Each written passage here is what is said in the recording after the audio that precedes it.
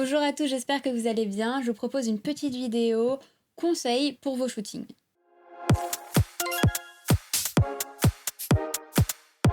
Je vais vous donner 10 outils que je peux ramener sur les shootings et qui peuvent vraiment nous sauver la vie. Alors il y en a que j'ai vraiment systématiquement avec moi et d'autres ça dépend un peu des circonstances. Ça va quand même être très axé costume, hein. C'est pas pour un shooting lifestyle où il n'y a pas de souci. Mais encore, il y a pas mal de conseils qui peuvent vous aider pour des shootings lifestyle. Le premier, le très important, et que vraiment ça peut gâcher une photo et c'est quelque chose que quand je le vois, je me dis non.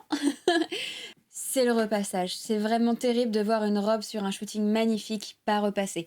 Ou sinon, je sais très bien que c'est le photographe qui va venir lisser le tissu, mais c'est long, c'est chiant et on n'a pas envie de ça. Donc, moi, et là pour le coup, c'est systématique. J'ai toujours un steamer avec moi. Donc, j'ai pas les produits là avec moi parce que la flemme, je vais pas vous mentir, je suis en plein déménagement, j'en ai absolument partout. Donc, je vais vous mettre des photos. Donc mon steamer, il est tout le temps dans ma valise, même il ne quitte jamais ma valise de shooting. Voilà. Ça sert à défroisser, c'est de la vapeur. Je vous conseille, surtout si c'est pour l'amener avec vous, de ne pas dépenser des fortunes là-dedans. Le mien, je crois que je l'ai payé 20 €. Voilà, ça suffit largement, ça fait le taf. Après, je vous conseille, parce que ça a des petites contenances, donc je vous conseille d'avoir une bouteille d'eau avec vous pour le remplir régulièrement, parce que c'est ce qui va pêcher dans des produits pas très chers. 2, et ça aussi pour les lifestyles, c'est cool. C'est le scotch double face. Alors, à quoi sert le scotch double face? Il sert à tout et surtout à fixer par exemple les décolletés qui vont bouger. On met un scotch double face sur la peau et sur le tissu et hop, on colle. Ça peut servir sur les bijoux qui se baladent, les pendentifs qui gigotent, c'est très chiant. Double face, pif, on colle. Ça peut servir sur les passants de ceinture qui collent pas en place. Enfin, vous pouvez absolument tout coller avec le double face. C'est hyper pratique. Et ça empêche de se retrouver dans des situations gênantes. Ce que j'utilise aussi pour les bijoux quand j'ai pas de double face, donc c'est mon troisième conseil, c'est la colle à fossiles. Donc la colle à fossiles, pareil, et on fixe tout ce qui peut bouger pendant le shooting et qu'on n'a pas envie de remettre en place toutes les 5 minutes. Et puis même, si on a des fossiles, c'est chouette d'avoir de la colle à fossiles parce qu'on n'est pas à un accident près, que le fossile se détache. Moi, j'en ai toujours avec moi. Ensuite, je vous conseille de ramener un plaid avec vous. Ça peut servir à plusieurs choses. Déjà, s'il fait froid, c'est pratique. Si on doit se changer, c'est pratique. Si vous avez une tenue qui craint un peu, que le sol est pas très propre, c'est pratique. Un plaid sauve la vie. De l'herbe humide qui peut tacher les robes, on met un plaid, etc., etc. Je vous conseille de toujours avoir un plaid avec vous. Si vous avez des grandes robes, mon conseil numéro 5, c'est d'avoir des pinces. Les pinces, comme les pinces pour les fonds de photographe, des grosses pinces avec vous, assez puissantes. Et vous pouvez justement accrocher la robe entre chaque déplacement. C'est plutôt pratique et ça empêche qu'on marche dessus, qu'on l'abîme pendant le shooting. Et quand on est dans un parc et qu'on doit le traverser avec une robe très encombrante, bah c'est plus sympa que d'avoir quelqu'un qui vous court après avec la robe. Et des fois, on n'est que avec le photographe qui a déjà tout son matos à porter et qui a peut-être pas que ça à faire que de se balader avec votre robe dans les mains. 6, des épingles à nourrice. Mais bon, ça, je pense que je vais pas vous l'apprendre. C'est hyper pratique pour tout, pour réparer, pour accrocher un pli, voilà, pour resserrer la robe s'il y a besoin, si elle est trop grande, etc. Des épingles à nourrice, ça sert toujours. 7, de la poudre matifiante, homme ou femme. On n'est pas à l'abri de suer pendant le shooting et d'avoir du coup le front très luisant. Alors ça peut aussi être très joli et très esthétique, c'est un choix, c'est à vous de décider si vous voulez. Personnellement, c'est pas toujours un effet qui me plaît et surtout quand c'est pas uniforme ou que c'est pas au bon endroit, un coup de poudre matifiante, transparente, vous l'achetez chez NYX, c'est pas très cher. Il y en a même des toutes petites qui coûtent vraiment rien. Voilà, ça se met dans la poche, c'est assez pratique. Et pendant qu'on est dans le maquillage, bon, je le mets dans le poinçette aussi, hein, mais si vous avez un rouge à lèvres, pensez à ramener votre rouge à lèvres avec vous aussi. Parce qu'il va s'en aller au fur et à mesure du shooting. Et bon, c'est quand même plus pratique. Alors, 8, on va parler des sous-vêtements adaptés. Et je vais vous ouvrir la voie sur les sous-vêtements adaptés. Il y a énormément de choses possibles.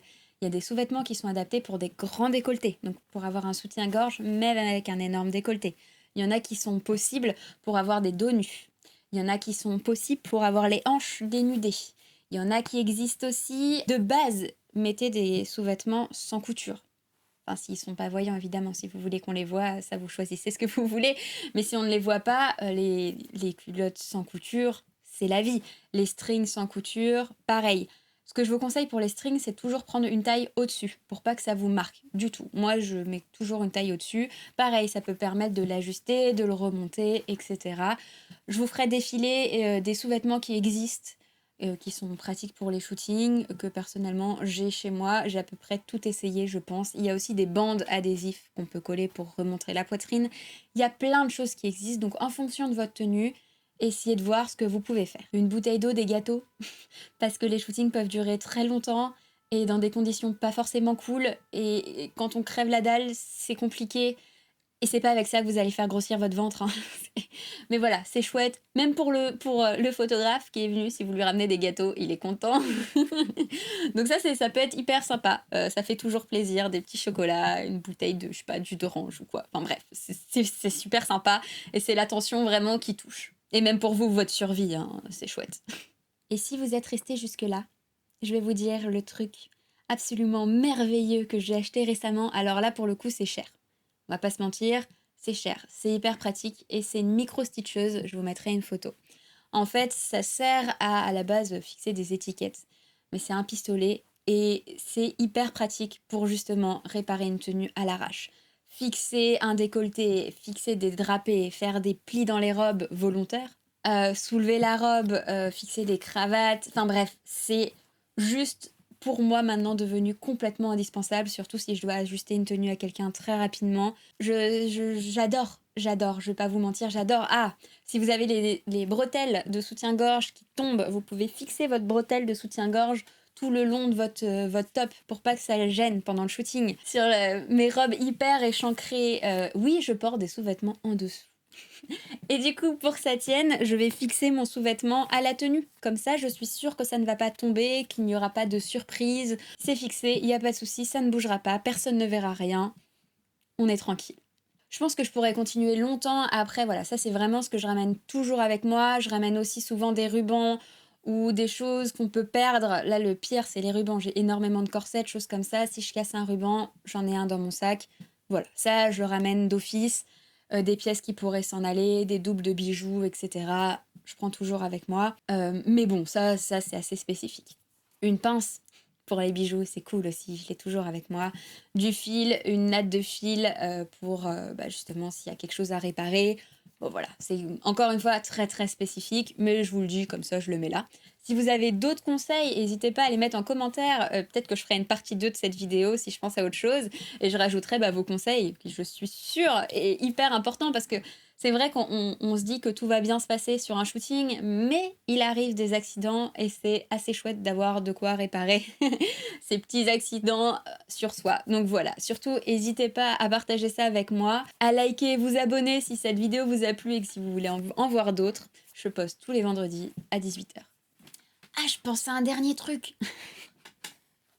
Si vous avez des chaussures à talons, prenez des chaussures avec vous où il n'y a pas besoin de chaussettes. Comme ça, vous pouvez, ou même que ça soit facile à enlever, remettre. Alors, je vous proposerais bien les Crocs, mais j'avoue, j'en ai pas et c'est moche. Par contre, les Uggs ou les trucs comme ça, je pense que je vais investir là-dedans dans pas longtemps. Donc, je vous le recommande aussi. Après, vous avez les baskets et tout. Enfin, voilà. Mais ça peut être un super truc à avoir avec soi pour les shootings. Ou des tongs, mais les tongs, il faut pas qu'il fasse froid, quoi.